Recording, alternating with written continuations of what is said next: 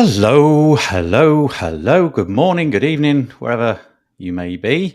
I am the Lord of the Dance. No, I'm not going there. Very nice to have you with us today. We are joined, as always, on our This Week in WordPress show. You typically got three guests, and we've got three fabulous guests today. We've got our very regular co-host, Kathy Zant. How are you doing, Kathy? Doing very well here in rainy Texas. Very excited about rain. We haven't had rain in months, so it's like really nice. Okay. Well, actually, peculiarly in the UK, I think probably across Europe in general, Maciek, you can tell us in a minute, there's basically no rain. Rain has just decided it's not a thing anymore. And in the UK, it not raining is like there's no tea around. Yeah. So yeah, drought conditions here. People are now being told not to use water in certain situations and so on. But anyway, Kathy is the product manager for Cadence at Stellar WP. More on that later. She also dabbles in security and hacker culture. She's helped organize both WordCamp Phoenix and WordCamp US. More on that later. And she's also contributed to WordFest Live in a minor role as well. So welcome back to Kathy. Appreciate having you here. We're also joined by Nick Diego. How are you doing, Nick? Doing great. Thanks for having me. Is it raining? It is not. Nope. It is a nice sunny day here in Minneapolis, Minnesota.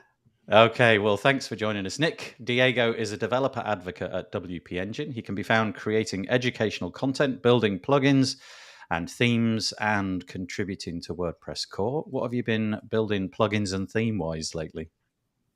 Well, admittedly, I've been so tied up in my developer advocacy role. I haven't been building many plugins and themes, but I'm doing a lot of contributing to WordPress, getting excited about 6.1, which will come out later this year. So. Yeah. I'm looking forward to that. And well, anyway, thank you for joining us. Really appreciate it. Lovely to have you on again. And right, here we go. Right, just get the longs ready. I'm going to try Maciek's surname. Maciek is joining us. Maciek Palmowski. That's not right, is it? Let's be honest. You're nodding. It's really good enough.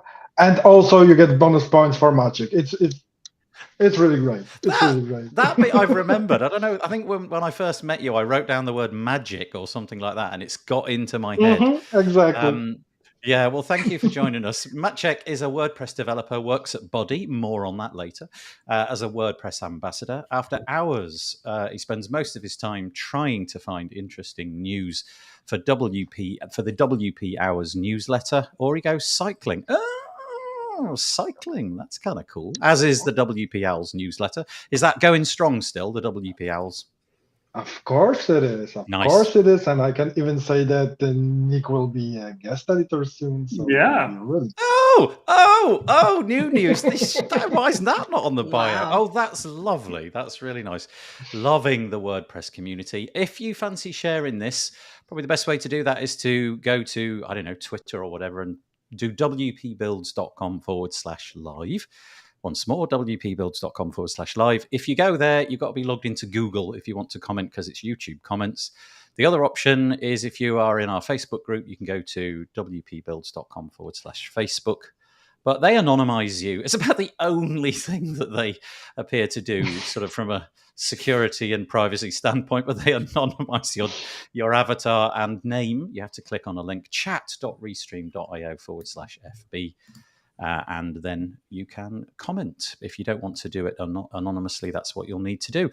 Already is a few nice people hopping into the comments. It's a pleasure to have you here. I might as well just go through a few of those. Nice way to begin things, isn't it?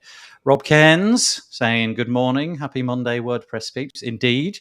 Thank you for joining us, Rob. And he's named you all one at a time. And me as well. Thank you. Rainy Toronto, says Rob. Oh dear. Peachanary. Hi, Peacher. Peacher, I know that you wrote me a message just before this show went live, and I confess I read it with seconds to go, and I'll have to decline if that's all right, because I just didn't get a chance. I'm really sorry. She knows what that means, but nobody else does, so there you go. But what else we got? Cloudy, Connecticut. Cooler this morning, says Peter Ingersoll. Well, it's nice to have you with us. And also Cameron, who was on the show last week. It's bedtime, Cameron. Go on. off to bed. It's like 11 at night or something. And when the time zones change in a couple of, what's it called, daylight saving, when that changes, that'll be Cameron out of the show for 6 months or so, he says, because it'll be like 1 a.m. before we start. Lovely to have you all with us. I really appreciate it. Very nice. Feel free to drop any comments in if you like. Keep them polite. You always do. But nice to have you with us. Okay, let's get started. This is our website, wpbuilds.com. You've seen it before. I'm not going to waste any time on it. Let's get stuck into this. Right, post status. Had an article this week from Dan Knaus, I don't know if I've pronounced that correctly, called Winning Together in a Decentralized Plugin Ecosystem. Now, it references 2 plugins in the article, one which we'll mention in a moment called Newsletter Glue, but also another one called Organized WP. And I confess, I haven't played with the Organized WP plugin in any way, shape or form, because that wasn't the intent of this piece. The intent of the piece was, what about a new pricing model for WordPress plugins? Because at the moment, you've got free. That seems to be the way of doing it. There's also lifetime, and there's also annual. So you subscribe to something, and typically that's for support and updates. Well, although I've seen this model elsewhere before, it doesn't seem to be common in the WordPress ecosystem. Organized WP have taken the tack that they're going to charge every time there's a major release of their plugin. So you buy it once, and then let's say you have to wait, 12, 15, 18, 24 months until version 2.0 comes along, and then you pay again. And although it's a little minor tweak, I think there's some hidden benefits here. For my point, if the plugin development is slow and deliberately slow, let's say it's a plugin which kind of reaches your doorstep and does everything it needs to do already, and it doesn't really need features and updates in that sense, I probably do feel like this is quite a nice model for pricing. I just think it's a bit curious, a bit different, so I thought I'd mention it. So as always, Maciek, Nick and Kathy, feel free to just interrupt each other, crosstalk. In some way, we'll figure it out, but somebody's always got to go first. So over to you. Yeah, I mean, it's a very good idea to start using this model because as we talked a bit before the show, Sandy uses it, right? Yeah, Sendy is a PHP application. You send out email with it basically through Amazon and those places. Yeah, and really sometimes when we just need few features and we really don't care about the updates for us as users, such model can be really great. We don't have to worry about subscription. Also, in my case, I really don't remember when I used any support that is included in most subscriptions, because I always try to solve something myself. I can even correct the code, whatever. I just do it like that. Yes, you're in a very different position to the typical user. Yeah, but still I have to pay for the support and I don't need it. And in such case, I just could have the plugin pay for it once. On the other hand, for the developer, it may be problematic. It may be problematic because such a developer may end up in a situation that I think Advanced Custom Fields had at some point when they had all of those lifetime users like me, and no one wanted to buy a new license. And the moment when Delicious Brains announced or even ask, hey, if you are using our plugin, maybe change your lifetime license into this new subscription one. And there was a huge outrage. So this pricing model can be troublesome for the creator, but on the other hand, it doesn't close the door as the lifetime model can do. So I think, I will really watch carefully how it will work, and maybe some other plugin creators will try to use this pricing model. Okay, yeah, that's really interesting. The whole thing about you not needing support, or maybe. So I'm thinking in my head is a plugin. I'm not going to tell you what it is because that wouldn't be a good plan. But I've got in my head a plugin which I recently renewed. I'm pretty sure that there were very few updates during the course of the year because I watched that stuff quite carefully just because of this show, and also I didn't reach out to support. So there's a part of me at the minute going, I'm not sure about the value of that. But equally, here's an interesting point. Teresa, I hope I got your name right there. I've clicked on the wrong one, sorry. She says that's horrible for those of us that charge clients. So that's a really interesting point. If you're building websites for clients and you're offsetting the cost and you want that to be predictable, yeah, that's an interesting point. Okay, over to Nick or Kathy if they've got anything to add. Yeah, I think that model works really. I'm not going to pass judgment on their pricing model, but from my perspective, as I've built and sold a few plugins, is that I think that pricing model works really great if you're in like a closed ecosystem. So I think like ScreenFlow, which is another app, has a similar pricing model. Like they give you updates for like a version, and then if you want to get to version 10, you have to pay that upgrade fee or whatever. That's like standalone ecosystem, and they're their own thing. Mm-hmm. But in WordPress, you're like plugin conflicts and changes to WordPress core you need to do updates for, and there's so many things that you may need to change and update the plugin that you might be doing a lot of work and then having to maintain like different versions. Like if someone's on version 1 and someone else is on version 2, and you got to do, fixing bugs in both of them. I just think that it might be a little bit challenging for the creator. But that's the road they've chosen. So I'm sure they have a plan for it. Yeah, that's a really interesting point though. Have you got any thoughts on this, Kathy? Yeah, well, this isn't new. This is the way software used to be sold. I mean, I was on Adobe Photoshop like 6.0 forever and a day. Oh yeah, that's right. Everybody stayed on that one. Yeah. That's all I needed, or that's all I thought I needed. Yeah. I didn't, everything was fine. I was, compressing my images and cropping things and using Photoshop the way I needed to use it.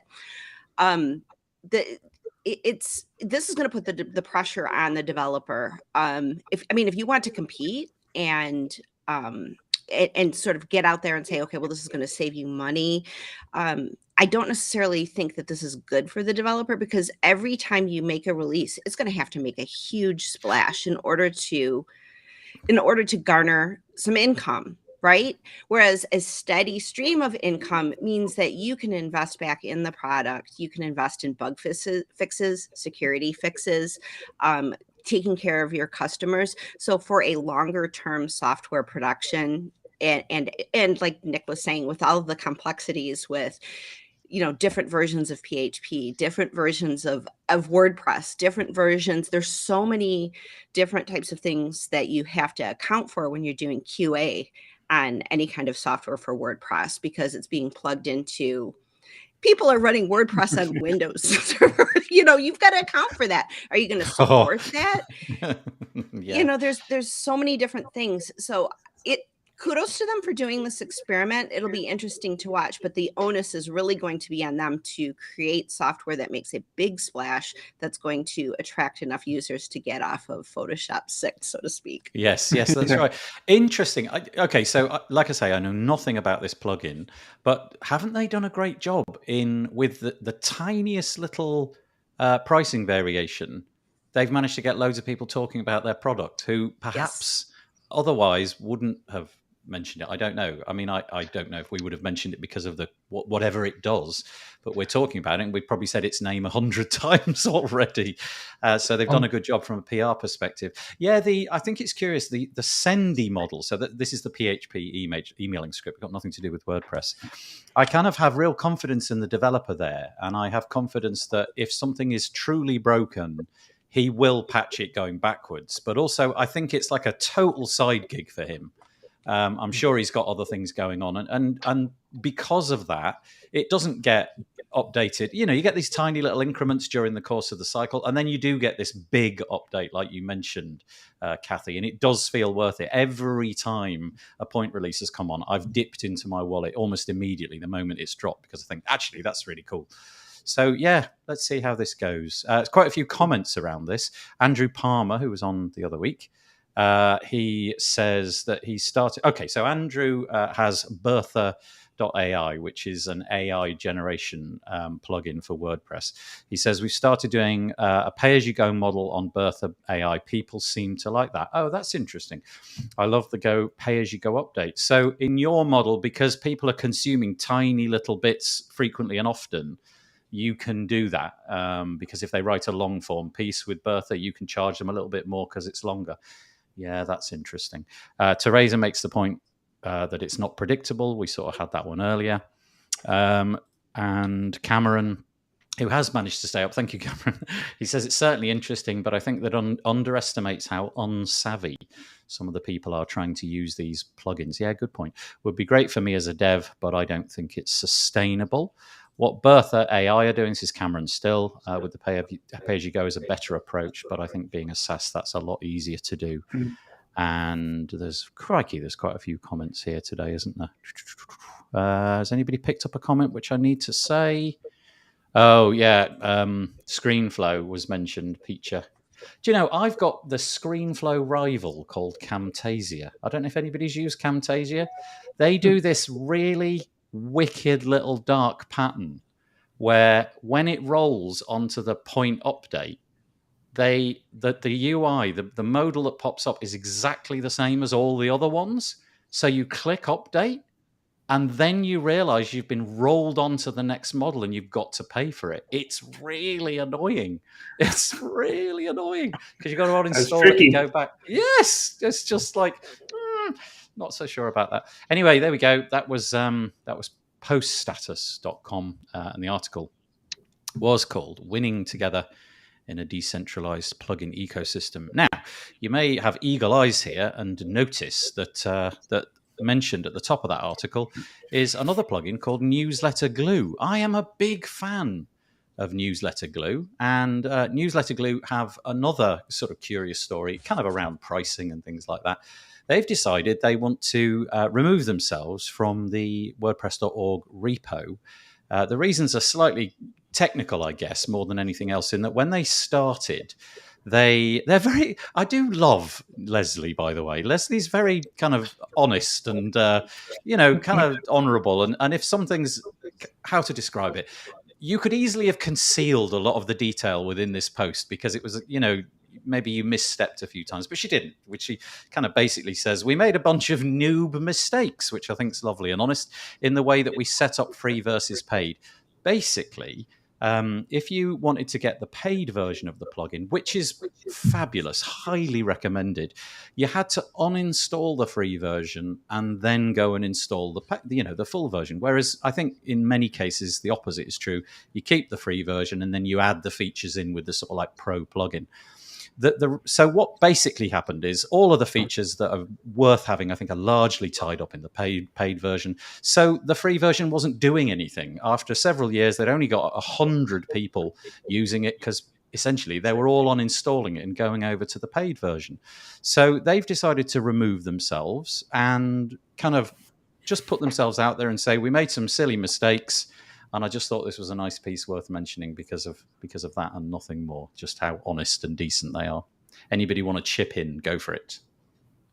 Well, I think Leslie highlights some interesting comments about new plugin developers and navigating the repo. I mean, I started on the plugin repo and building plugins and stuff. And it's the Wild West in many ways because you have to kind of figure it out for yourself. And I don't necessarily think that that's a downside, or there needs to be some sort of guide on WordPress.org to teach you how to build a for-profit plugin. But like the thing that she had to navigate with, how do you structure a free versus pro, takes a lot to figure out. And I think that that's why we're seeing things like Freemius pop up and other, third parties that try to help people with that. But it's a challenging one. I think if you get it wrong, you run into the problem with Leslie. But the repo is such a powerful tool for visibility. I mean, if you can create that funnel from the repo to paid, it's pretty powerful. I mean, it's incredibly powerful. But structuring that's a bit challenging for sure. Yeah, I'll just quote the bit where she sort of lays it all out. She said, as I said a moment ago, we made a bunch of noob mistakes in the way that we set up free versus paid, which made the customer upgrade workflow kind of weird. I think it could have worked. We just didn't set it up right, and it just doesn't make sense to fix it. I wonder if, given her time again, she would still be on the repo, as you said, a bunch of benefits to that. But in this case, it just doesn't make sense to disassemble the plugin, rebuild it, and kind of really try and start all over. They're just going to concentrate their efforts on their paying customers, which makes sense. And I also On the think other that, hand, oh, so go for it. I just wanted to say that they are very small because Newsletter Glue is created by only 2 people, right? Yeah. So, and the biggest problem that about which we can hear when it comes to the official plugin repository is the support, which is, let's say, problematic.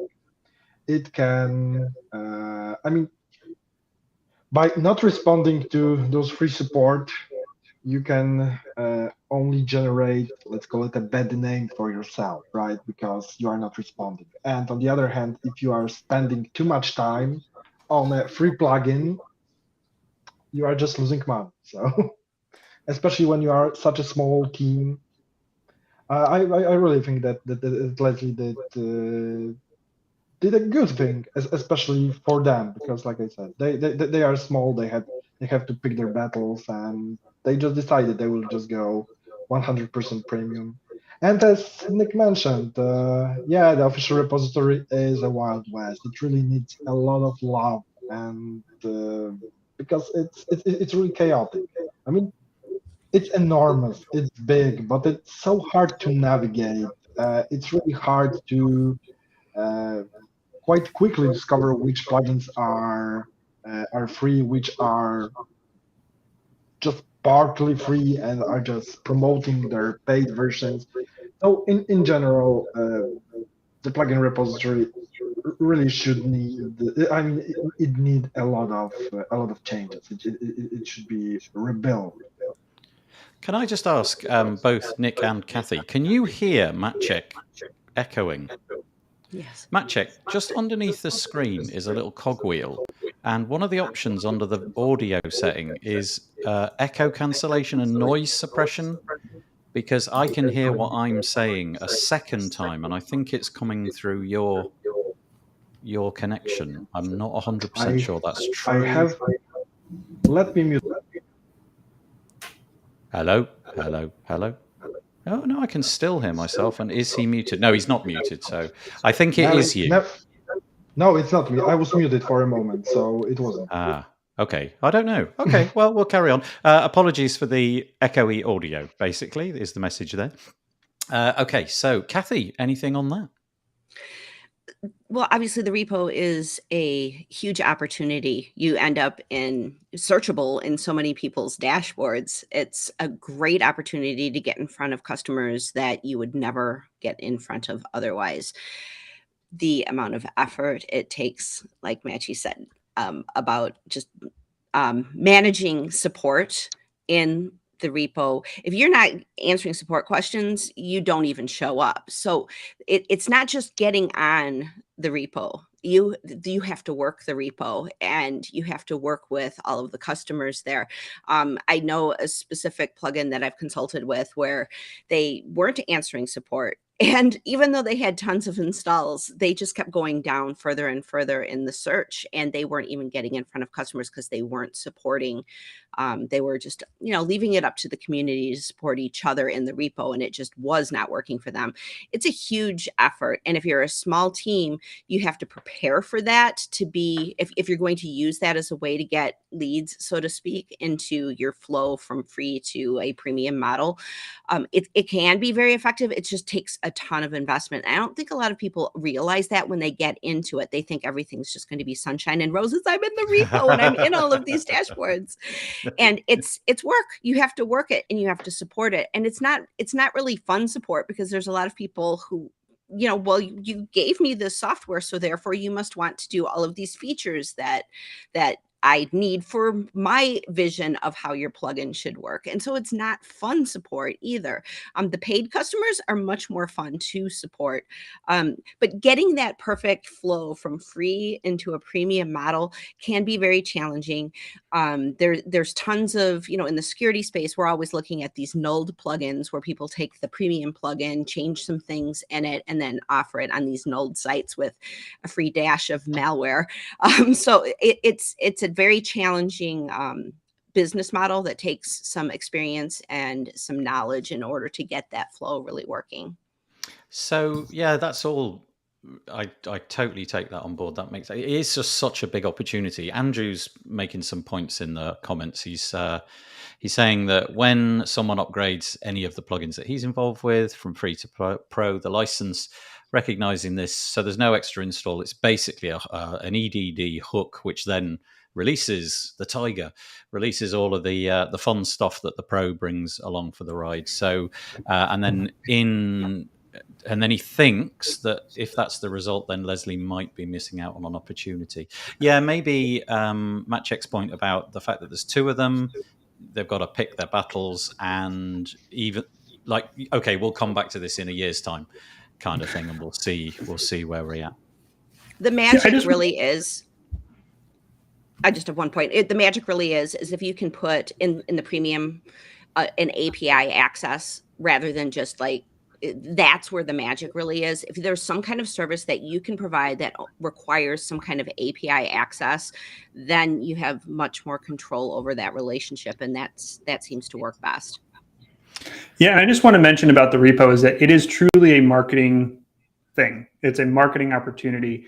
And to Kathy's point about answering those support questions, doing releases frequently, I mean, all that plays into how you rank. So it's not just like you put your plugin out there and everything's going to be fine.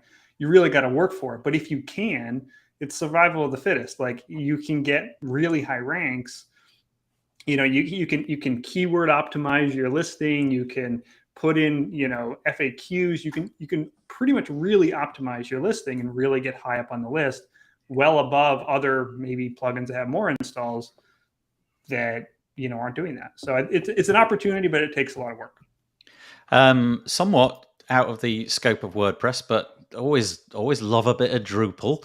Let's throw this one in. This is Lax, who's making the comment that he loves how the Drupal module repository, so plugin replace word with module, has filters. So this is the piece about making it easier to discover things in the WordPress repo. WordPress could introduce some filtering and sorting options and making the discovery a little bit easier. And then Cameron makes the point that Gravity Forms, I did not know that.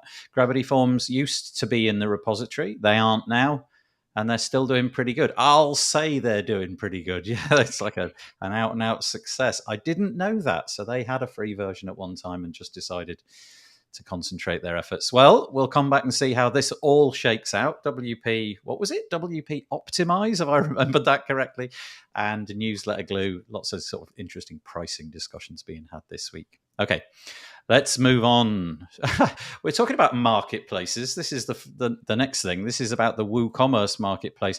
There are some kind of eye-watering numbers here, and Maciek, I think, was quite curious about the percentages that were being charged here. This is Alex Denning writing on the 17th of August on the getellipsis.com website. The piece is called "Who's Winning on the WooCommerce Marketplace?" It's a long article. Alex really likes to get the graphs out and push the data in our direction. But the curious thing for me was essentially WooCommerce is winning on the WooCommerce marketplace. And what I mean by that is that the official WooCommerce things, the ones that are sponsored by Automatic, seem to be doing incredibly well. And I didn't know this. I've been in WordPress for a fairly lengthy period of time. I did not realize that until recently, there was a sort of lock-in mechanism, which meant that if you wanted to list your WooCommerce product plugin, let's say, on the WooCommerce marketplace, and you also wish to list it on your own website, in other words, give yourself a fighting chance of, taking all of the money for the plugin sale, then WooCommerce were going to charge you a fairly eye-watering 70% in commission. If, on the other hand, you decided to just go all in on the WooCommerce marketplace and say, look, it's just over there, then it was going to be a more typical 30%, which I believe, and I could be wrong, I believe it's kind of like what Apple do and Google do with their app stores and so on. I think it's 30-70, could be wrong. But that appears to have changed. They've now decided that they're going to just go with this one pricing model. The 70% has gone and the 30% is what's remaining. But look at that number.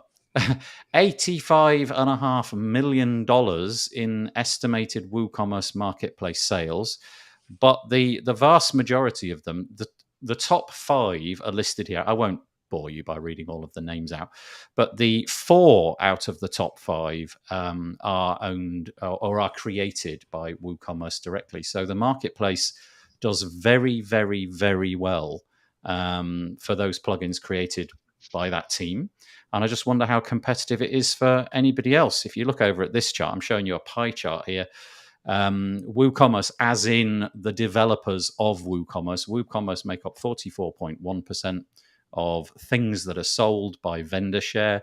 Skyverge, which I believe, who owns Sky? Is it GoDaddy? GoDaddy, I think. Yeah. GoDaddy's Skyverge is at 17.2. Then there's another one called ProsPress, PROS Press. Confess, not heard of that.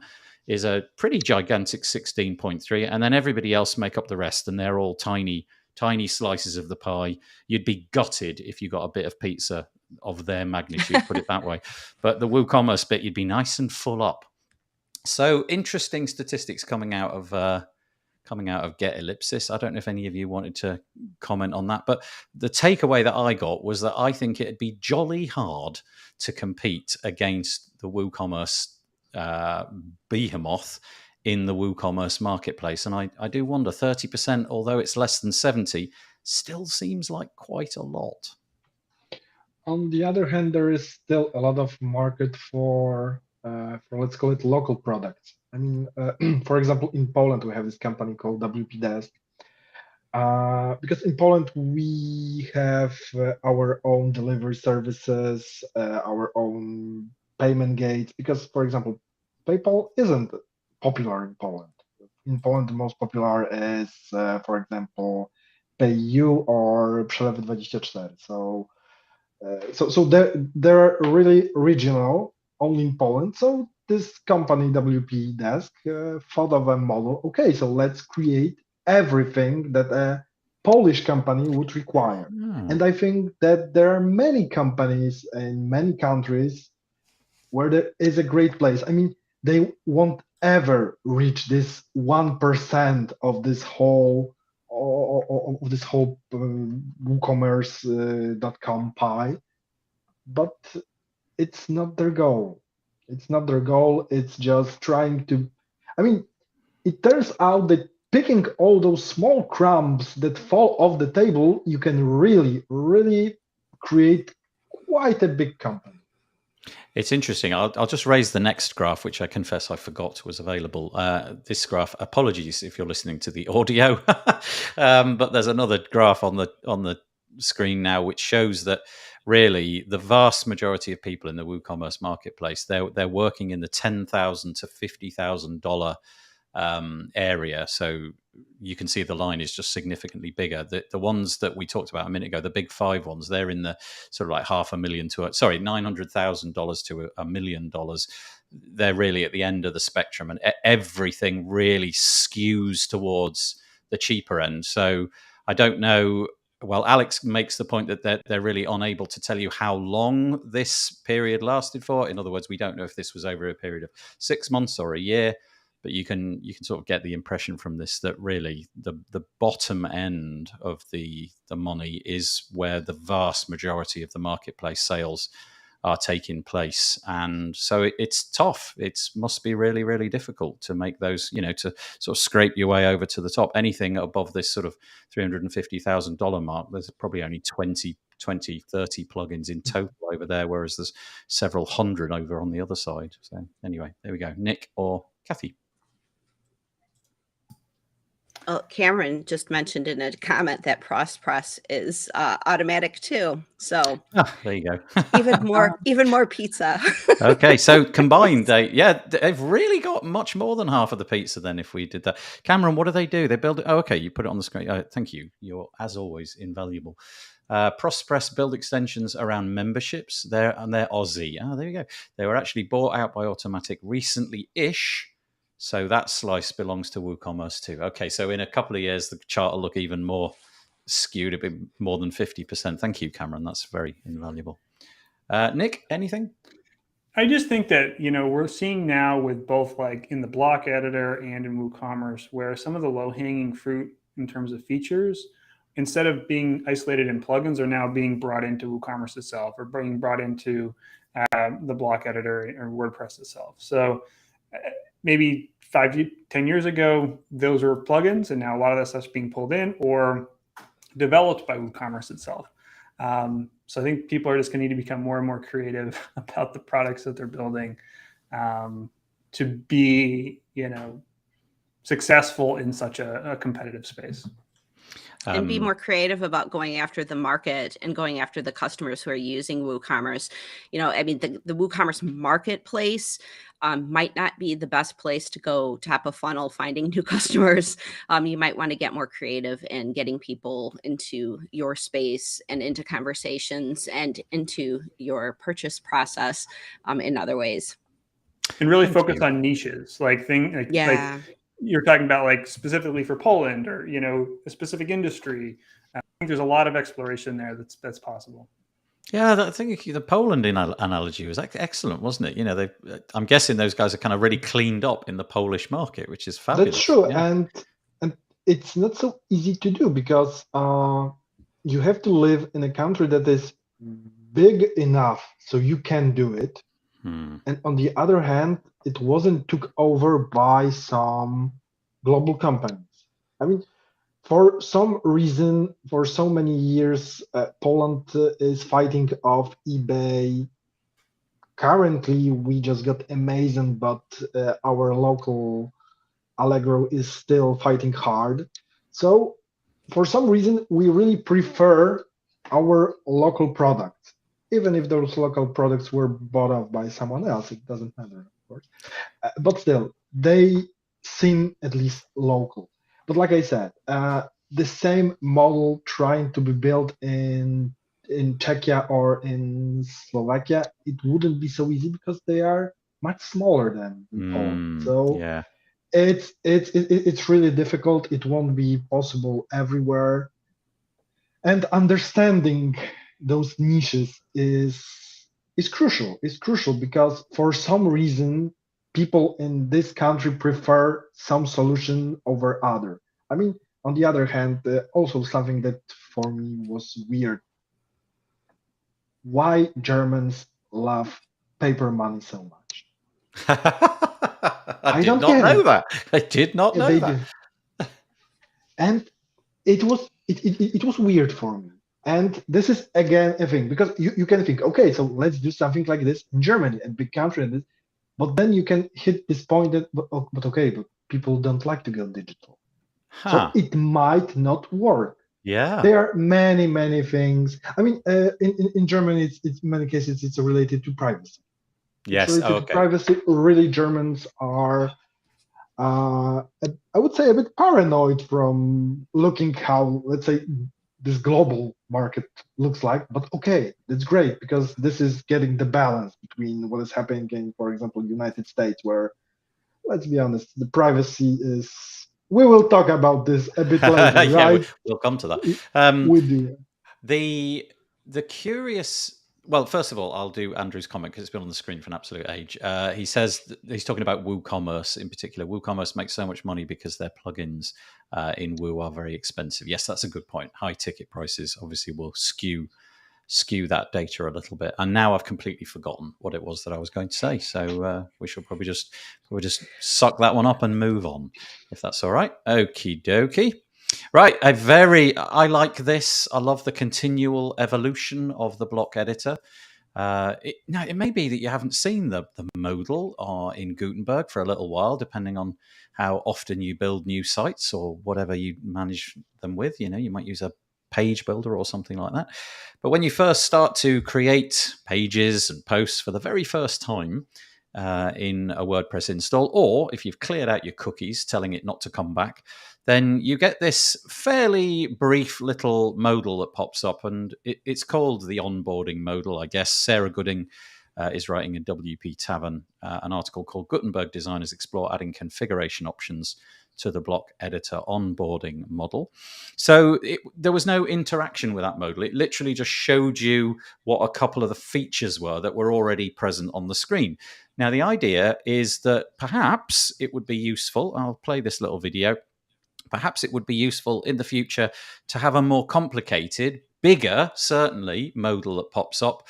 But the intention is that it would allow you to customize the initial setup of your Gutenberg layout. So, for example, it might be able to say, for example, do you want the toolbar at the bottom, or do you want it sort of floating around the block where you're currently interacting? Select that now before we go any further. And it might, for example, say, okay, should we set up some basic, I don't know, accessibility settings or something like that? Let's do that right at the beginning. Nothing like this exists at the moment. And this is the proposal. The idea is that this might be a useful thing. It's not a feature which has been built, as far as I understand. This is just what looks like a kind of mock-up. But I'm all for this, to be honest. I think this is going to be a really useful way, especially inexperienced people who are perhaps coming to WordPress for the first time. Gutenberg's, how shall we say? It's hard. It's a little bit disjointed. There's things buried in all sorts of different places. Go left, go right, toggle things open, toggle things shut. It's who knows where everything is if you're there for the first time and what they do. And so I think something like this could be a really useful endeavor. So I think, yes, I get 2 thumbs up for this. What do you guys reckon? 4. Oh, nice. 4 so far. 4 out of 8. Yeah, I agree. I mean, there's a lot of cool features that are hidden, like in the little options menu, that very few people ever click on or know that is there. So surfacing that, I think, would be very helpful. Caveat, as long as there's a way to turn it off for people that don't want it for their client sites, then, let's go. So Yeah, that's a good point. You don't want it popping up all the time. And you do want to be able to turn it off on client websites if you're onboarding them yourself or doing something, right, or have a custom way of doing things. Yeah, good point. Okay, Maciek, Kathy. I would love to see this, and I would love to see some real, very basic wireframe possibilities that people could, like, here are 3 different possible layouts you could jump in with, because okay, I've watched people. My 14-year-old daughter is learning WordPress right now. And she's like, but why can't I customize this in the customizer? That's where the customizing should be happening. She's like, don't ask hard questions. But getting her started, just getting a new person started with WordPress, they've seen websites, and we've all been on the web for 20 years. Like, they've seen what some possibilities of layouts can look like. Choose a basic wireframe, give people maybe 3 or 4 options that they could just get started with. And I think the onboarding of new users will be a lot easier. Do you know, Kathy, that's interesting, because my memory at the minute is terrible and I can't remember, but I have a feeling that just a matter of weeks ago, we talked about exactly this, the idea that this would be happening in the block editor. And I can't remember if I got it off the Tavern or a Make post, but that there will be something like this. Okay, so now we've got a collision of 2 different things, haven't we? If they're both happening, they've pretty much both got to happen at the same time. I'm guessing that the settings you'd want to come first and then the layout second. Oh, Nick's definitely got something to say. Good. So you can actually do that now with what are called page creation patterns. So if you define a pattern, and then usually it's in themes. It's not in WordPress core, but it's in, it will be in the 2022 theme or 2023 theme, hopefully. Is that, like, when you go to create a new page or post, it gives you a modal and you can pick from some preset designs that the theme author has provided. You could do that for your client site or something like that. So that functionality is there. It's not very visible. Like, for example, like the documentation on patterns doesn't include it yet. It's on my to-do list to fix, but like some of that stuff is there. And I think we'll start to see everything kind of coming together in 6.1, where you have a new onboarding modal and you can do page creation patterns and so allow people to get on board. Yeah, would you like to see the onboarding modal followed by the page templating experience all in one modal, basically? So in other words, you could skip through this, the setting up the accessibility settings or whatever it may be if you're not bothered with that, and then eventually you'll get to the final part, which may be here's some possible templates for your page. Would you like to see it all in one UI modal at the start? It might make sense to just blank page. Hey, what do you want this to look like? Like Right, that's right. the place where Okay. maybe that Yeah. happens, honestly. Yeah, that's a good point. So if somebody's like fresh install, they go through that piece where they're setting up the basic settings. And then they're going to build a page, right? Is that the first thing they're going to do? And maybe that's the place where they get some kind of wireframing ability where they can, Right, or like- patterning ability. Right. Are you building a home page? Are you building an about page? Are you building Right, a contact right. page? And they can just click and.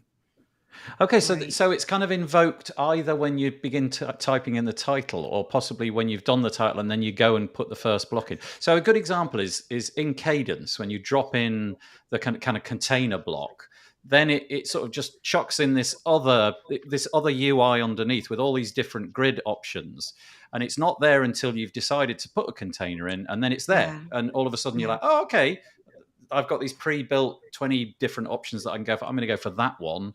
Okay, interesting. Yeah. Well, and then Cadence also has a design library where you can actually get like fully templated pages as well as wireframes from which to build it. That lives in a button at the top, right? Next Yeah. to, oh yeah, okay, top left. Yeah. Okay. Yeah. I think something like that would be really helpful, just beyond, everybody should be using Cadence, right? But just in core. In core, it makes sense to give that kind of guidance to a new user who's just looking at WordPress for the first time. And that blank pages are hard for everyone. It's hard for writers. It's hard for designers. For a WordPress user who's just coming in for the first time, that hand holding really needs to happen. Yeah, the modal's great because you can't avoid it. Like, you can dismiss it, but it's there. You've got to make an active decision to shut it down. Whereas the template button, you can easily avoid it. I mean, unless you do something nefarious like make it flash and blink, which nobody wants, by the way.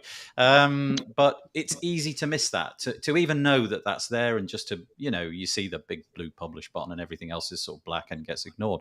But I do like the idea of it being invoked right at the beginning, and you just run through that the one time. And maybe, learn about the, I don't know, / keystroke so that you can see all the blocks and all the different things. That might be quite a useful thing. Peter Ingersoll he says he really, really wants more control over the right sidebar settings, meta boxes in the editor, width order, etc. What do you mean by that, Peter? Do you mean you want to be able to set up a default right at the start where everything's sort of locked down, or do you just find it a mess and a clutter and you don't know where everything is? Or do you just want to be able to switch things off and turn things on and so on? And block locking, I guess we're talking about here, Robert, Peter. The one thing I do want is the ability to lock out more. That's definitely being worked on. You can now lock at the parent level, can't you? But I still think my understanding is that anybody can unlock anything. It's more of an anecdotal lock than a real lock. You can configure it, but you have to do it in PHP. So you can lock it down by user role, but it's not like in the UI. You have to do that. That will be truly a great moment when that arrives, actually, for people building websites for clients. The ability to lock on a per block basis, or however that's set up, whatever crazy configuration you want to do. Once that UI and that ability is built out, the idea that, okay, there's your site, you can't mess anything up. So let me put the two together. So imagine you get your modal, and they can select from a bunch of designs and they insert it, but some of those are locked. So they insert a design, but then some of them are locked, so they can't mess them up, but then they can edit certain pieces. So it provides like a consistent experience. So you can mix and match locking and unlocking. So you can I don't know, edit the title, you can swap out this image, but you can't change the background color and all of it. Yeah, all of that stuff. It's like nerd heaven, isn't it? It's just gets so thick in the weeds. What am I going to lock? And then of course you realize like 24 hours later, I've locked way too much. They've no idea what they're doing. Haven't a clue. Okay, so let's have a look. Okay, he's replied. Peter said mess and clutter, but both and all your examples. For example, categories have been pushed too far down for users to easily see and use. Okay.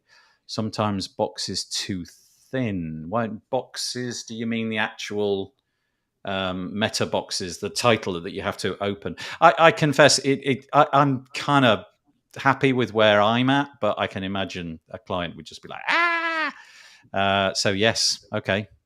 And then Cameron saying, I find I'm always forgetting to add categories and featured images because they're hidden. Yeah, they're all closed, aren't they? That's a good point. Previously, with they're right there in the sidebar, you'd have to right tab and open and then expand. Yes, you do. You have to go through. I don't know how you guys do it. Let's do a bit of a segue. Do you have a process just before you click publish of going through every single meta box to make sure that it's all been filled out? Because that's what I do. I basically I go through the right sidebar first, check the permalinks right, open the next one, check the category, open the next one, check the tabs, open the next one, fill out the excerpt. Right, done. Then I go through the post itself. Then I do the meta boxes underneath. And when I'm happy, I then walk away from the computer, completely forget what I've checked, come back 20 minutes later and do it all again. That's what I do. Efficient. I love it. That's basically what I do as well. Yeah, efficient. Hey, that's a good idea. Wouldn't it be good to be able to check those off as you go through them? Little tick box. Did the tags. That sounds like the sphere of publish press. In a way, Rich Tabor created a small plugin for a checklist you can use, and it's only visible in the admin panel. So oh, thank you. If you're able to find that, then I'll stick it in the I'll stick it in the show notes. That'd be great if you want to go googling quickly. I will find that there. Thank you. Okay, have we done that piece? I think we all like it. I'm giving it 2 thumbs up. 2 from Maciek. Nick's like at 1. No, he did 2 in the end. Oh, okay, there we go. I think we got 8. I think it was 8 out of 10. No, 8 out of 8. That's good. All right, let's move on. So, the lovely Rightis reached out to me this week. Speaking, crikey, occasionally we segue into something perfectly, completely by accident, and here we've done it. If you're a Visual Composer fan, if you've used Visual Composer before and you've just listened to the last 5 minutes of what we've been talking about in Gutenberg, they have solved that problem for you. There's now a blank page wizard, and there it is. That's their implementation. That's what it looks like. Essentially, at the very beginning, if you are on a blank page and you're looking for inspiration, you're now going to have the option to sort of go through a bit of a wizard to fill things out, various different choices. There's a theme default layout, a blank page layout, and there's custom layouts. And if you're on the Pro version, I think it's called Premium as opposed to Pro, then you get all of their custom layouts as well. I didn't know, to be honest, that Visual Composer didn't have that. But now it does. So hopefully I have discharged my responsibility there, Rightis. Okay, anybody want to talk about that, or shall we move on? I think I just think it's cool how some of these third-party, we're starting to see some more parity between like the block editor and third-party. There's people can choose. Like if you want some functionality, like you have the page creation blocks in the block editor, but you also have this blank page wizard in Visual Composer. They're kind of informing one another now, which I think is interesting. Yeah. I remember the first time I ever came across a wizard like that. And it wasn't really a wizard in that it didn't interrupt my flow. I had to go and find it. But it was I think it was Beaver Builder. I'm pretty sure it was Beaver Builder years and years ago. And I remember just seeing this tiny little thumbnail and thinking, oh, that looks curious. What happened? I clicked it. Everything changed. How easy was that? That's ridiculous. And I love all that kind of stuff. And it obviously for users. And Kathy, who was it who was training their kids? Was it you, Kathy? Yes. Yeah, okay. So my daughter. When lockdown happened, I tried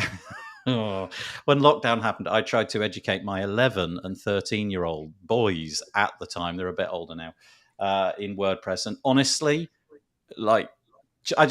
took me 3 minutes to realize there was no path to success in Gutenberg back in 2000 and whenever it was 2020 when all that started. I feel if I dragged them back in now, kicking and screaming, I think things would be an awful lot easier. But nah, it didn't. I didn't even get past breakfast and had given up. It just didn't happen. Okay, right. Next thing. Okay, this one is not from me. This one, I believe, who gave us this one? Was this Nick? Oh, yes. So one of the things that we see, if you work exclusively in the block editor, one of the things that I've been frustrated about and other builders have been frustrated about is just a lack of consistency. So you can edit margin on this block, but you can't do it on this block, or you can edit color on this one, but not on this one. And so this is this is an effort to standardize everything. And I could not be more excited, which was why I wanted to bring this up here. In the last week or so, we've been really kicking this off, and there's been like tons of PRs being merged. So it's the massive consistency effort ahead of 6.1 that's been kicked off, and I could not be more excited, because for a user, it's so frustrating. They learn how to change typography and they're excited, and then they go to the next block and oh, some of the typography controls aren't there, And so making everything consistent will really help with new users. It will help people build themes and, kind of push the whole thing forward. So very excited.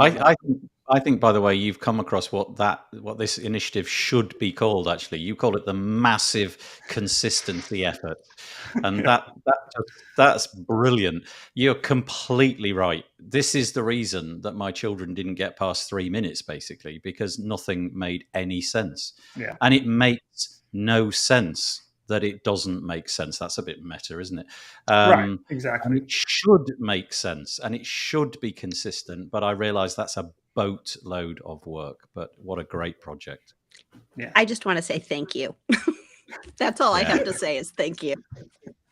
Yeah. Okay. So what would be the constraints around this? Because okay, so if we're going to present things uniformly across different blocks and so on, is that going to be, how to describe it? Are we going to ask other plugin developers to sort of abide by certain guidelines so that everything looks consistent, even if you've chucked in a third-party equivalent, let's say Cadence, right? And they've got their own way of having tabs and so on and so forth.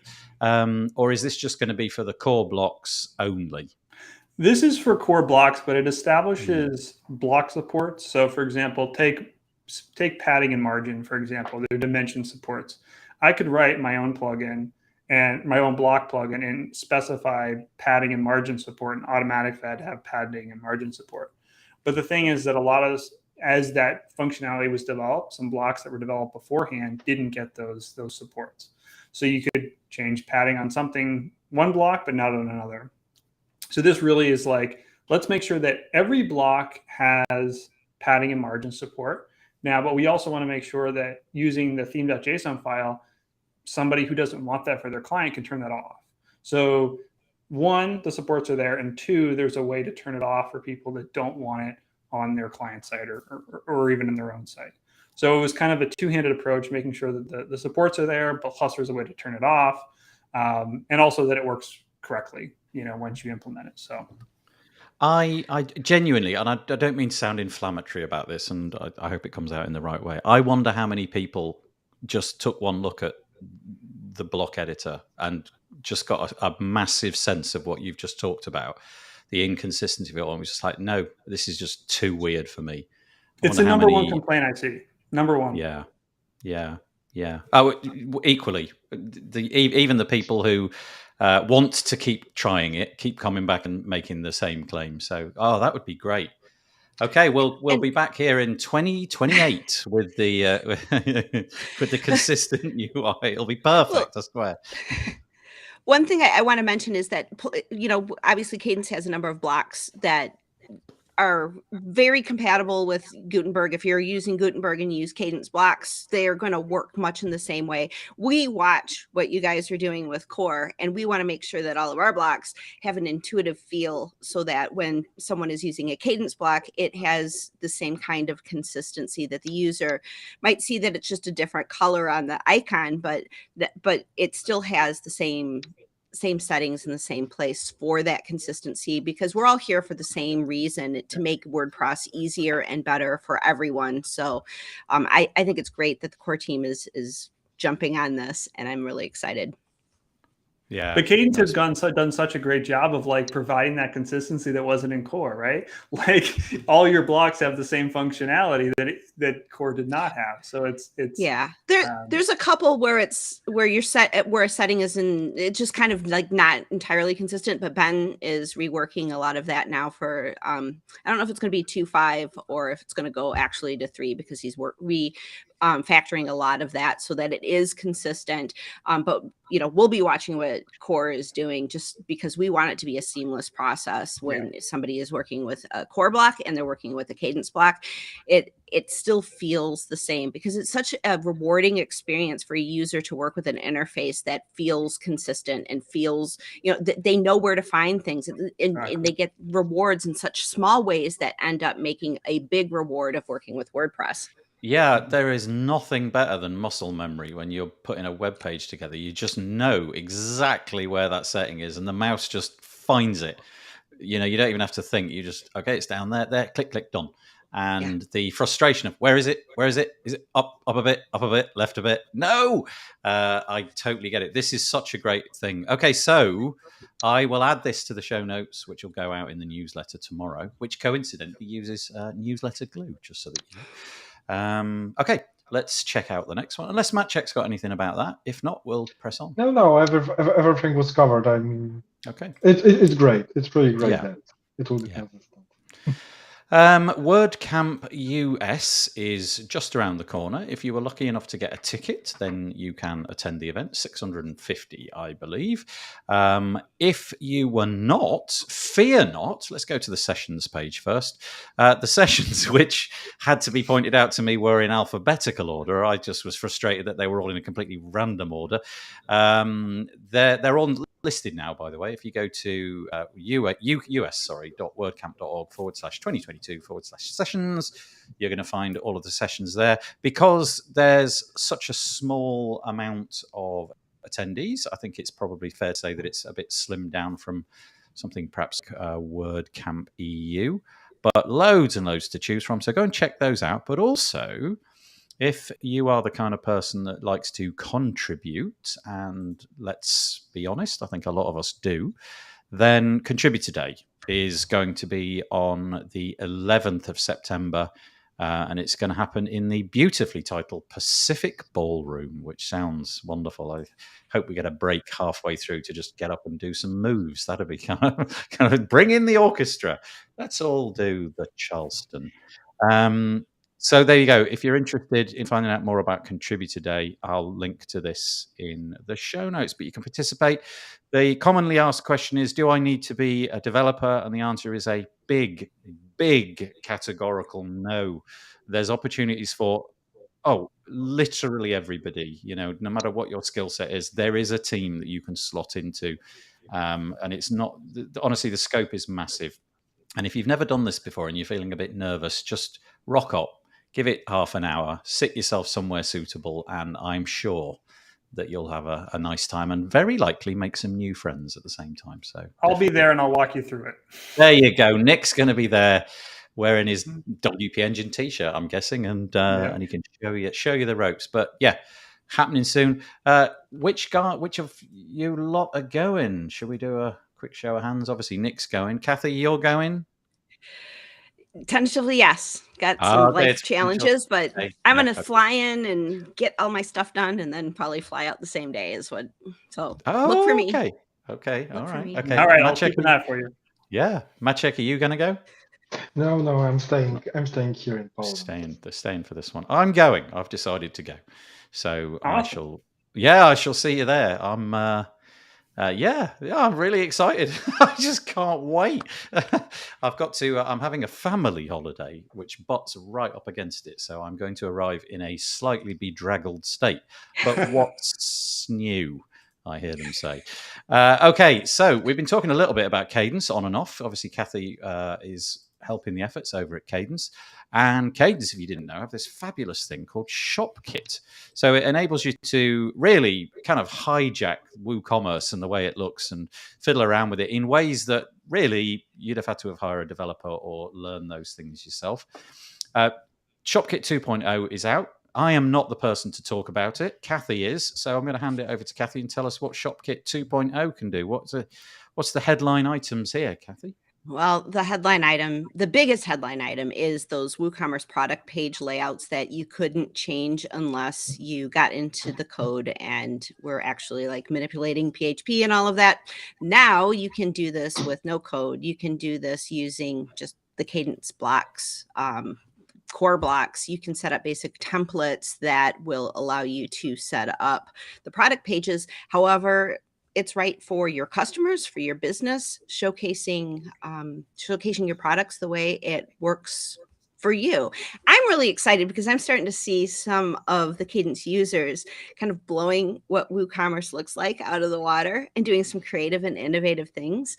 And so I have I'm either going to be made fun of, or I am going to be like the wisest sage in the world, because I'm saying that this is going to change WooCommerce. This is going to change e-commerce because of the creativity that it's putting into designers' hands.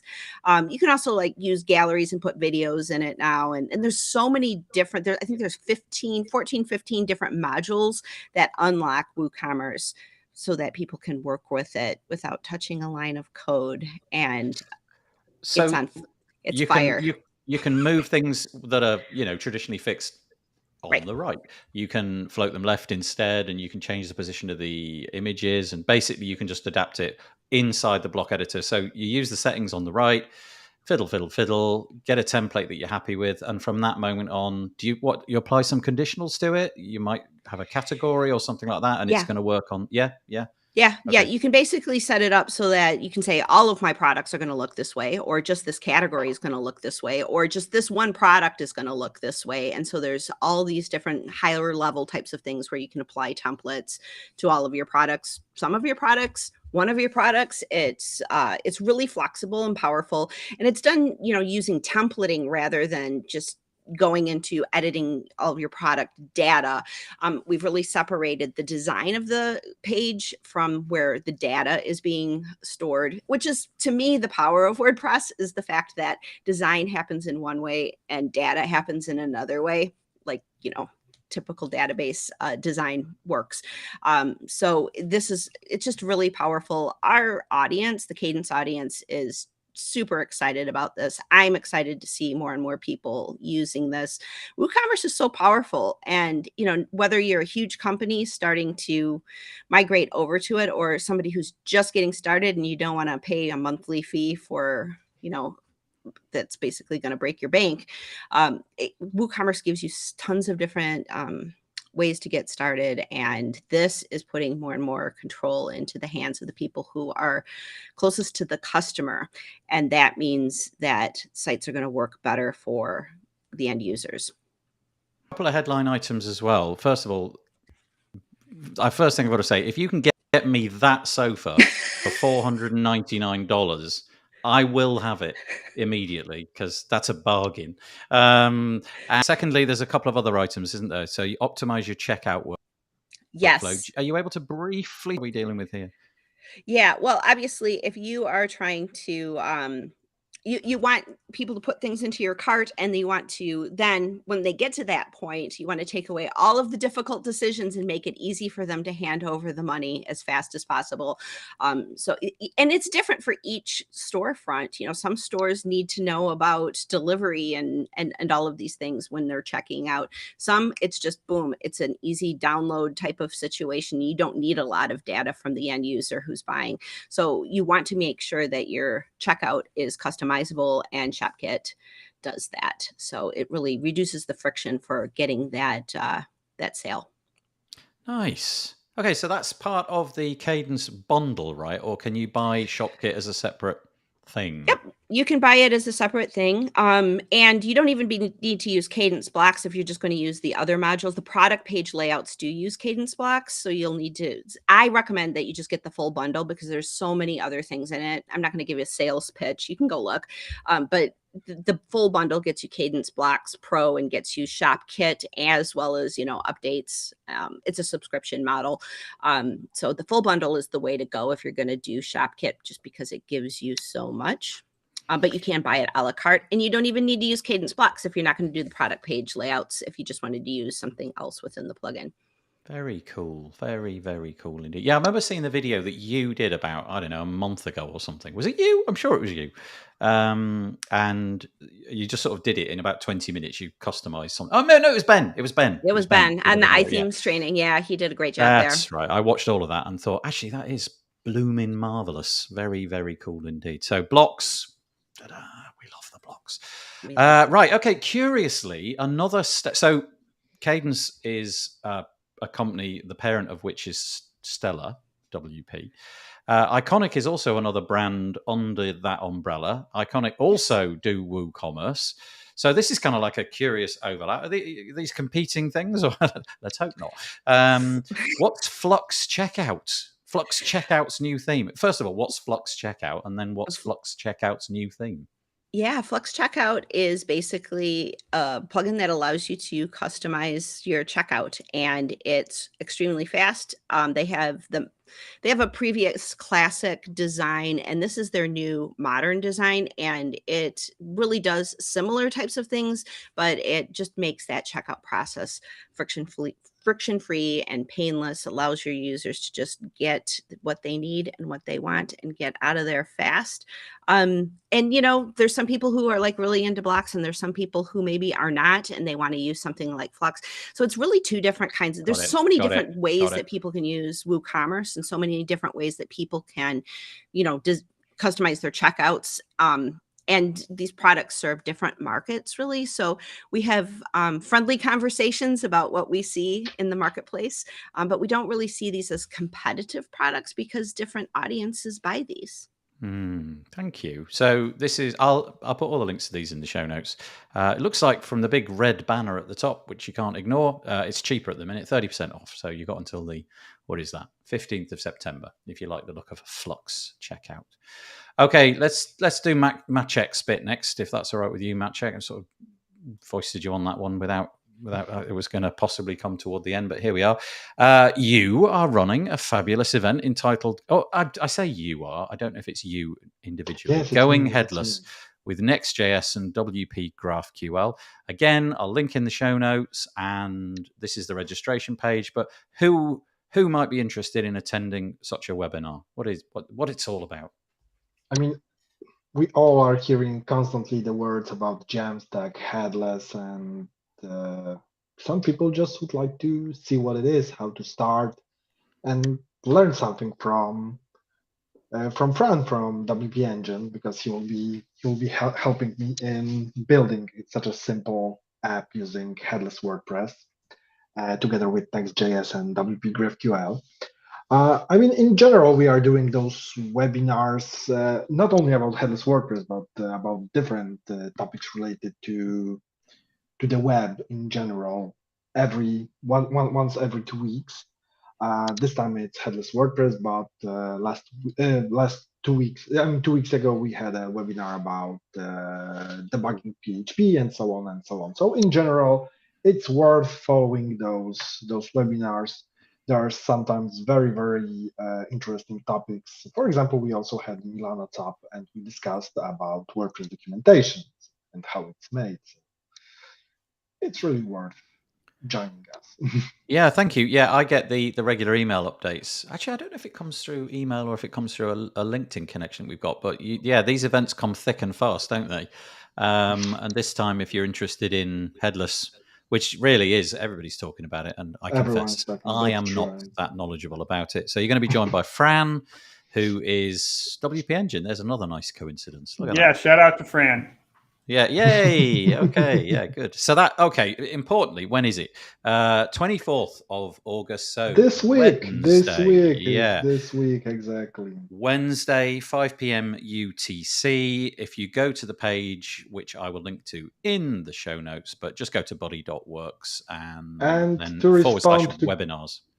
Sorry, to Cameron's comment, is there going to be a replay? Yes, of course, it will be on YouTube. So. Okay, great. Okay. The sign up form is there. You've got 2 days to sign up, and I'm assuming that if you sign up for that one, you'll be getting updates about the future ones as well. Okay, that's great. Thank you very much indeed. All right, let's go for this one next. So we're going to step away from WordPress for a minute, because I think we need to worry ourselves. It's not a good thing to get through this week in WordPress without a certain degree of worry. Today's worry is brought to you courtesy of Ring Doorbells. Oh boy. Okay. So if you buy a Ring doorbell, it's got a camera. Of course it has. That's kind of like the point. You can, record that data and see who's been looking, see what your cat's been up to and see if anybody's intruded in your house. Probably what you didn't anticipate. And I don't care what the small print says. Nobody's expecting the Amazon people to be able to just give that data away. So this is the Bruce Schneier website, which is fabulous, by the way. Regular updates and gets really down in the weeds with security. It's entitled Ring Gives Video to Police Without a Warrant or User Consent. Amazon has revealed that it gives police videos from its Ring doorbells without a warrant and without consent. I won't bore you with any of the details, but basically that's it. So if you've got a Ring doorbell and you live in the US, what can I say? Have no expectation that anything you do is private. If you've got them spread throughout your house, I don't know why you'd have a Ring doorbell in your house, but presumably it extends to the other Ring products as well. Now, is it just me, or is this just weird that you get this stuff and it's probably in the small print somewhere that we will give this away without a warrant when the police just say, can we have that? Or should the expectation not be exactly the opposite? That if you have a product like this, it should never be given away at all, ever, unless, I don't know, there's a big fight in the courts to get it out of the Ring people. I could be wrong. Over to you. I mean, it's Amazon. I'm not surprised at all. Yeah. I'm going to get taken down now. I'm going to get a lawsuit, aren't I? Yeah, it's like being surprised that, I don't know, Google shared some data that I just search or anything. I don't know. I think it goes a little bit further though, because I think like the data that Google's got on me. Yeah, I know exactly what you mean. It's location data, it's messages, and so on and so forth. But it's not the video. It's not the actual video. Are you sure? And it's yeah. No. Oh my Lord! Get me the tinfoil hat quickly. But this is presumably it's scooping up like what your kids are doing on your front lawn and what your neighbors are doing, and maybe that's what it is. Maybe it's the house over the street got burgled or something like that. But surely they should come to you and say, look, this has happened. We've taken your data just so that you know.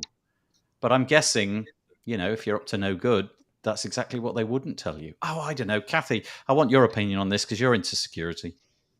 I'm willing to give up all of my video footage for everything, as long as I can have the footage of Jeff Bezos, everybody at Google, some politicians, perhaps. If privacy goes away for me, privacy goes away for them. That's a great riposte. I love it. So okay, that we've both been quite glib about it, and I suspect that given that actual scenario playing itself out, which is unlikely, essentially what you're saying is no, this should not happen. This should not be allowed. In theory, it should not happen. It is happening, though. But I think that what is happening is that there is sort of this leveling of the playing fields where, I've seen a lot of hacker culture, and I've seen a lot of people going after a lot of things, and it is there's been all of our history has been very top-down managed, where the advantages have all been to a privileged few.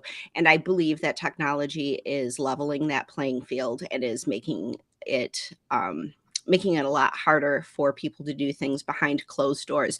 I really do think that they don't get to have the power over us as much anymore, because so much more information is becoming more and more available. They can censor as much as they want, but what they're doing to us in terms of violating our privacy is going to bite them, so to speak, in the rear end.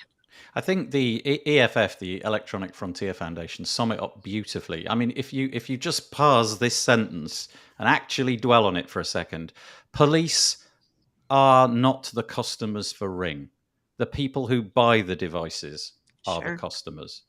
And I don't care what it says in those terms and conditions. There's no way that in the advertising material for Ring Doorbell, one of the key benefits is warrantless, egress of data to police.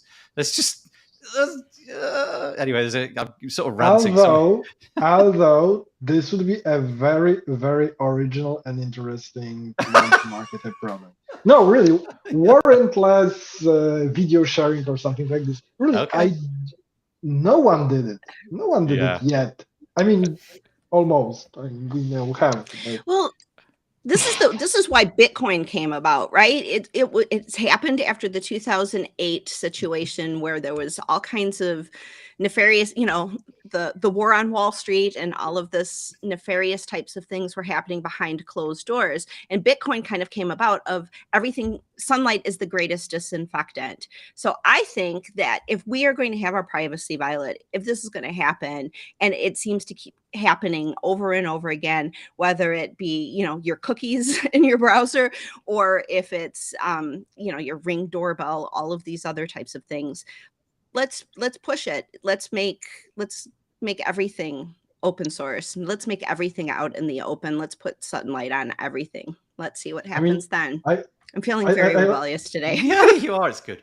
I love the situation that in such cases, most politicians will say that if you aren't doing anything bad, you shouldn't be worried about things like this. Yeah, right. That old I always love this because every time we have such a situation in Poland, we have those that are ruling. Someone has to say this phrase, and at some point, one of our technological blogs started asking those people who said this sentence, okay, so if you are saying things like this, could you give us your phone so we can publish once an hour a screen of your phone, of your messages or everything? Yeah, it never, doesn't hold water, never. They didn't.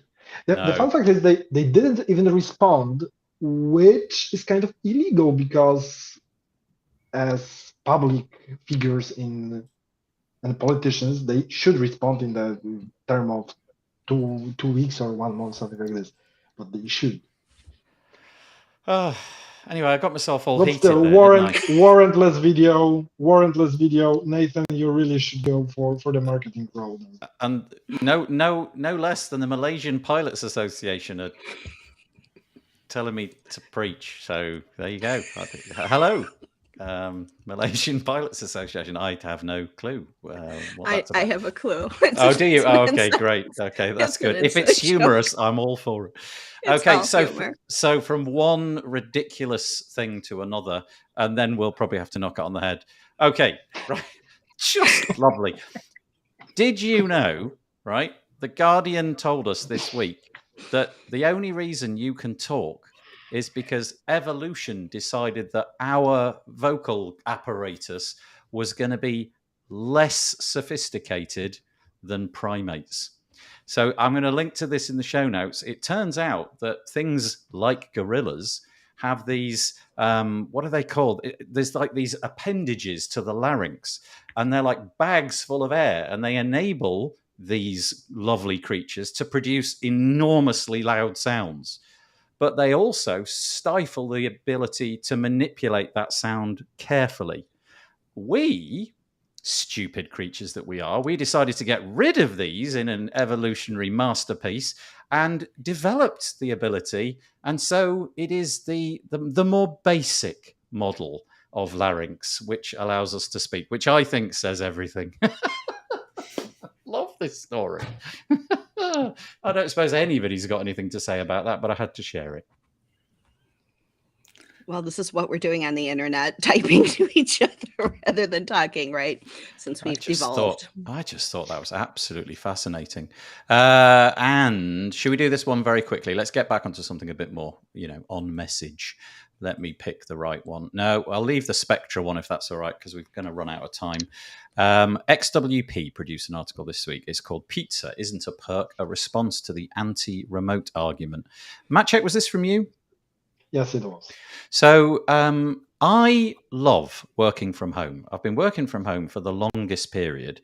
But in the XWP blog this week, an article cropped up, and I think basically it came from the Right Honourable Malcolm Gladwell, who, seems to produce an awful lot of incredibly cool material. But he's kind of rejecting the idea that working at home is a good thing. You know, the fact that you can work in your pajamas is not a benefit. Well, I'm here, Malcolm, to say you're wrong. The slippers and the pajamas, they're the whole point, right? That's what it's all about. What do you think? The pandemic's it's gone. Maybe you all work from home anyway. Maybe there was no change for you. But you all looking at your little icons there, you all look like you're working from home at the moment. Are you going to take Malcolm's advice and go back to the office because that's where the real work's done? Or are you going to stay in your PJs? I did it once because most of my career I was working remotely. So I can say that I worked remotely before it happened, before it started to be cool. And once I decided, okay, I will go to work at an office. I will see how is it, all those coffee meetings, you know, this whole office culture, you know, this I don't know, Fruity Friday or whatever. The worst year ever, in short. It's horrible. It's such a waste of time to commute. On the other hand, it's so easy to get distracted. I mean, I know it also depends on the role you are doing. Right. Because probably for project manager, it's much better to have everyone at one place so they can go from desk to desk and ask, hey, how is it going? Hey, how is it going? Of course, it could be sent through email or Slack, but on the other hand, for me as a developer, it was horrible because I couldn't focus. Why? Because of this project manager. That's genius. Cyclical argument. Yeah, that's lovely.